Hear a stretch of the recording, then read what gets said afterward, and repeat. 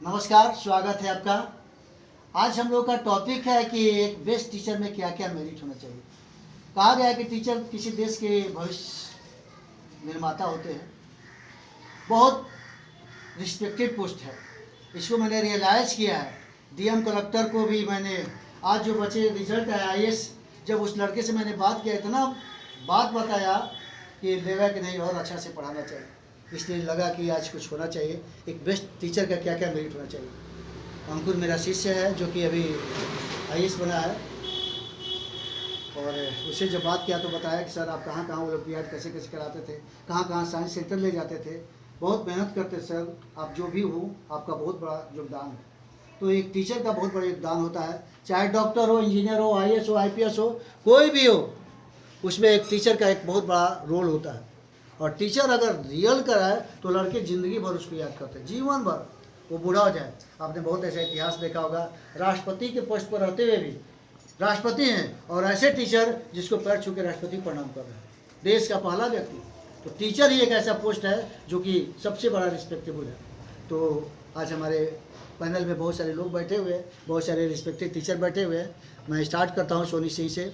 Ma'am, teacher की कुछ विशेषता बताइए। A teacher should have a good communication skill. यानी a teacher should have a good communication skill.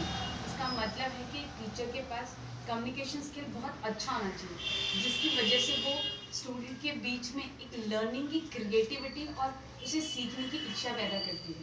तो एक टीचर के पास गुड कम्युनिकेशन स्किल बहुत ज़्यादा ज़रूरी है। बहुत अच्छा। हम अगर बच्चे को अच्छे से कम्युनिकेट करेंगे तो बच्चा इजी। बहुत ऐसे टीचर हैं, बहुत ऐसे सर लोग हैं जो अपने बातों को नहीं रखते, पढ़ा रहे सही लेकिन क्या कहना चाहते हैं नहीं है। तो कम्युनिकेशन हमारा बहुत अच्छा होना चाहिए। आपका क्या राय है, आप अपना बताइए कुछ। Teacher should have communication with a listener. मतलब कि अगर टीचर कुछ पढ़ा रहे हैं तो ये नहीं कि कुछ खुद ही बोले जा रहे हैं, बच्चे सुन रहे हैं, समझ रहे हैं कि नहीं, वो चीज़ उनमें होना चाहिए। एक कि हम कुछ भी टॉपिक समझा रहे हैं तो हर एक स्टूडेंट्स के माइंड में वो जाना चाहिए कि वो समझ रहे हैं या फिर नहीं। बहुत अच्छा, इनका कहा कि लिसनर भी होना चाहिए। बच्चे भी बहुत अच्छे अच्छे बात भी करते हैं, बहुत ऐसे जगहों पर ऐसा ऐसा क्वेश्चन पूछता है जो कि आदमी सोचता भी नहीं। तो बच्चे भी बहुत बड़े ही होते हैं, तो उसको बातों को सुनना चाहिए, क्या कर रहा है। कुछ ऐसा केस भी स्टडी केस मैंने किया कि बच्चे बहुत कुछ कर रहे हो, हम नेगलेक्ट करते जा रहे हैं। और जब उसको गहराई से मैंने देखा तो लगा कि नहीं, बच्चा सही था, नहीं गलत। तो बच्चे का लिसनिंग, और हम लोग का एक लिसनर होना चाहिए। क्या बच्चा कर रहा है वो भी सही होता है, केवल हम ही सही नहीं होते, बच्चा भी सही होता है। तो अगर उसकी बातों को हम लोग सुने तो बहुत अच्छा रिजल्ट भी आ सकता है। आपका क्या ख्याल है।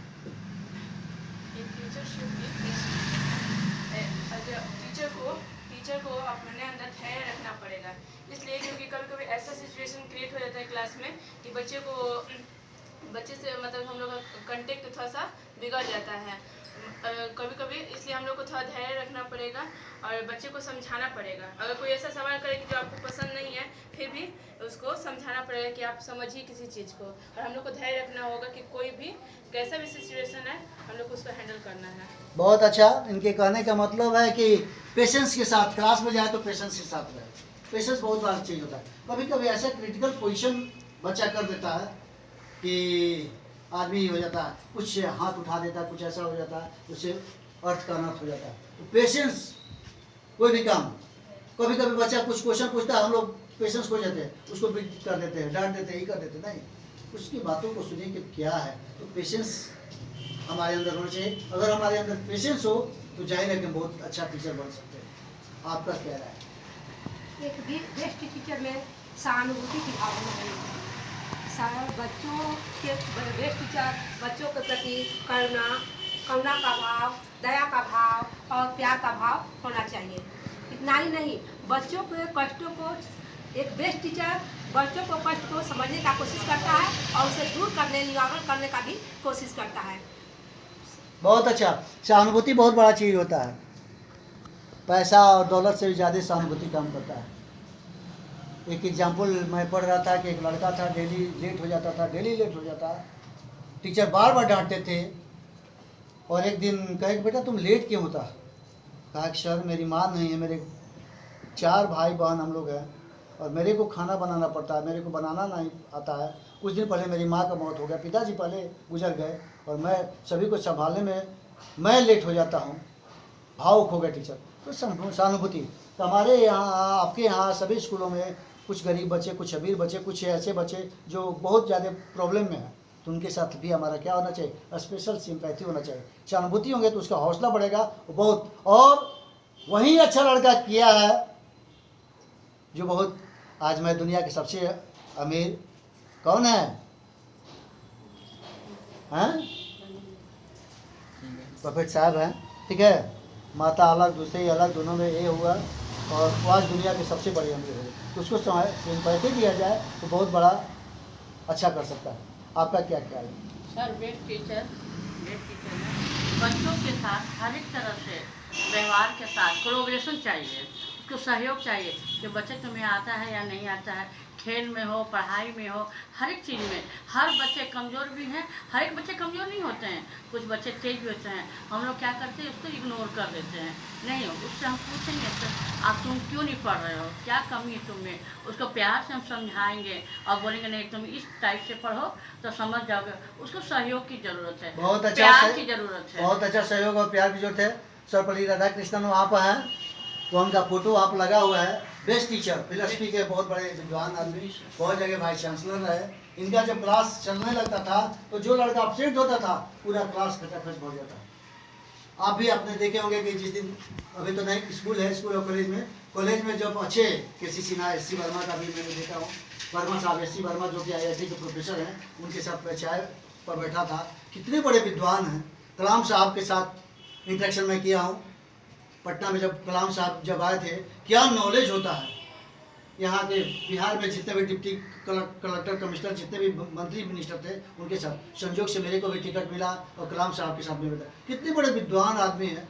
तो जाहिर है कि अगर आप हैं तो अपने को विद्वान बन के जाइए, और अगर आप जाइएगा तो राधा कृष्ण साहब लड़के जो 10 दिन 8 दिन अपसेट रहते थे, उनके क्लास में सब लोग ये होता है। तो आप अपने को इतना अच्छा बना के जाइए कि और बच्चों को सहयोग कीजिए।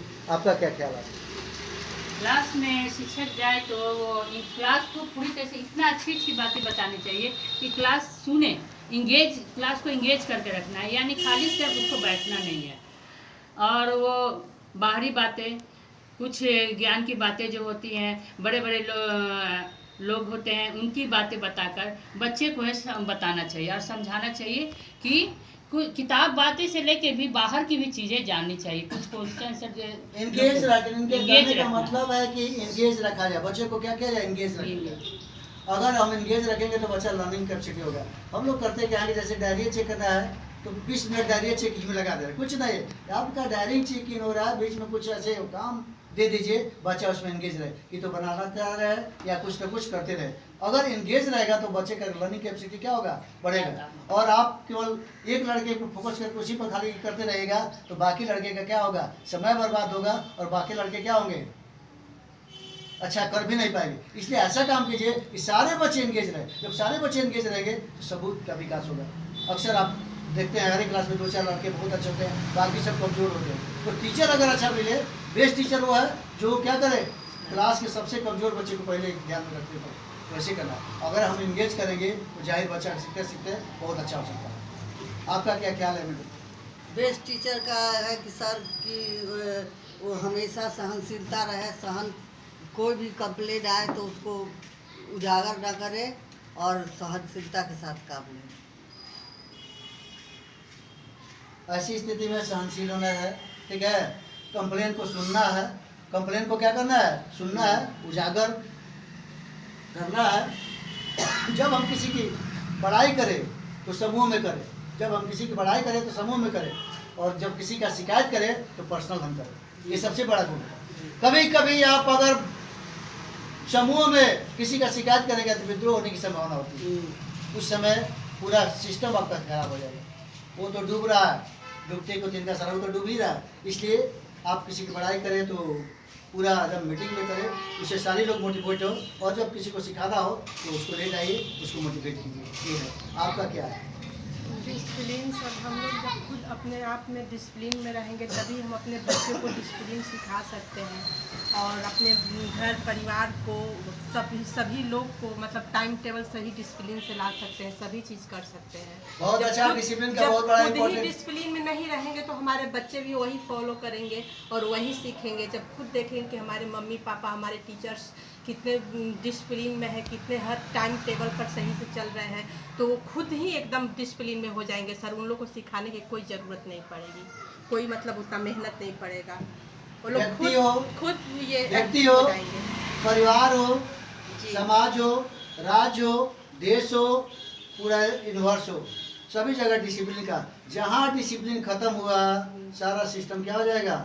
और आए दिन वही होता था। आज से मैं भी एक एज रखता हूँ और आज से पहले का समाज बहुत डिसिप्लिन था। समाज के सारे सामाजिक बंधन बहुत ज़्यादा था। चाचा है, दादा हैं, भैया हैं, भाभी हैं, ये है। अब कोई किसी के बस में नहीं, डिसिप्लिन टूटते जा रहा है और आने वाले दिन नैतिकता के हो जा रहा है। और जहाँ डिसिप्लिन होगा, आज भी जिस परिवार में डिसिप्लिन हो, परिवार क्या है, क्लाइमेक्स पर है, बहुत ऊंचा है। और जिस परिवार का डिसिप्लिन खत्म है वो क्या है, नीचे चला गया। इसलिए डिसिप्लिन बहुत बड़ा जरूरी है। राम अयोध्या के ये थे और वासी में चारों भैया में कितने डिसिप्लिन था। आज हम लोग देखते हैं ना डिसिप्लिन का क्या परिभाषा होता है। कैसे राजा बनने के बाद एक तरफ राज मुकुट की तैयारी चल रही है और दूसरी तरफ माता कैकेयी का ही हो रहा है कि नहीं राम को राम जाना है, और राम तुरंत ही किए कि नहीं। आज के युग में अगर कहेंगे तो माँ को लोग मार देंगे, पिता को ही करेंगे, राज गद्दी पर बैठ जाएंगे। इसीलिए राम राम है। तो आज जो सहन करता है, डिसिप्लिन में रहता है, वही चल के आगे। दुनिया में ऐसा कोई भी व्यक्ति नहीं हो जो डिसिप्लिन तोड़ कर आगे बढ़ा। सारे लोग डिसिप्लिन में रहे हैं तभी आगे बढ़े हैं। इसलिए डिसिप्लिन का बहुत बड़ा महत्व है। आप क्या कहना चाहती हैं? एक टीचर को चाहिए कि पंक्चुअल रहे और डिसिप्लिन में रहे और कमजोर बच्चे पर ध्यान दे ज़्यादा। रेगुलर और पंक्चुअल रहे, ठीक है। एक टीचर का मतलब होता है आप you are the best teacher, regular और पंक्चुअल अपने कामों को। अगर रेगुलर पंक्चुअल रहेंगे तो आपका ट्यूनिंग बना रहेगा। है बहुत सारे काम आते रहेंगे, जाते रहेंगे।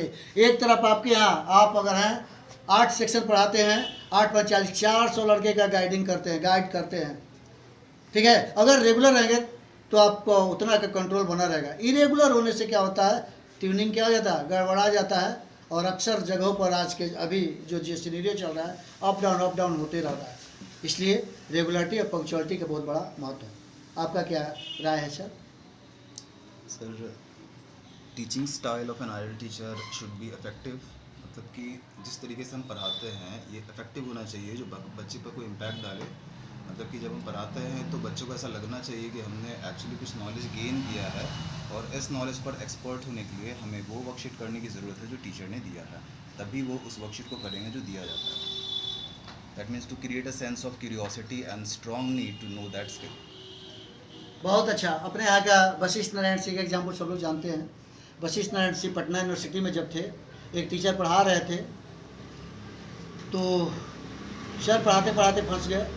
वशिष्ठ नारायण सिंह खड़ा हुए, कहे कि सर आपका इजाज़त हो तो मैं इसको दूसरे तरीके से करूं, बनाओ। 1 तरीका, 2 तरीका, 3 तरीका, 4 तरीका बताया।